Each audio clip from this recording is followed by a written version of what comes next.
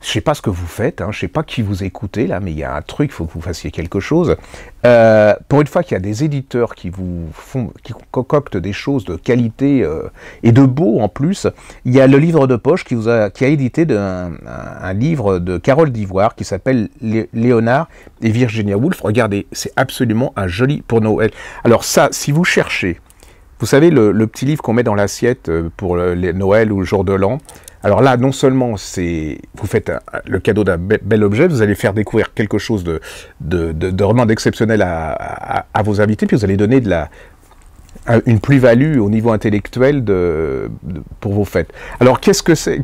Alors, Léonard et Virginia Woolf, hein, c'était deux êtres, alors surtout pas de panique, c'est pas parce que vous connaissez pas Virginia Woolf. Alors, Virginia Woolf, grand écrivain, début 20e, fin 19e, début 20e, une femme qui s'est battue pour, alors très issue de la grande bourgeoisie, voilà, très conservatrice, ère victorienne, mais elle étouffe carrément sous les principes victoriens, et elle va faire partie d'un groupe, le groupe de Bloomsbury, qui va essayer de prendre la liberté, de prendre le pouvoir, de changer la peinture, de changer tout. Il y a Keynes en économie, il y a Strachey, enfin voilà. Et puis il y a Léonard de Vinci, Léonard Woolf.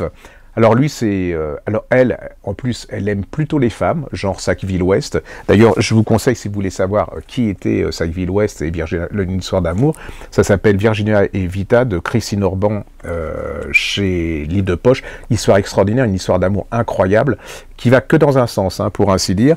Et puis, alors Léonard, lui, il aime les femmes, bon.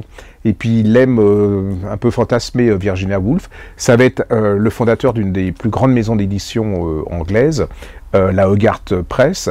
Il va éditer Virginia Woolf. Ça va être un couple absolument mythique qui n'avait rien, c'est un couple improbable, et qui, ce couple s'arrêtera, leur histoire s'arrêtera parce que Virginia Woolf va se suicider, et on comprend pourquoi elle se suicide dans la mesure où elle est cette espèce, le malaise entre ses valeurs qu'on lui a inculquées quand elle était jeune, et puis ce qu'elle a envie de faire et de prôner.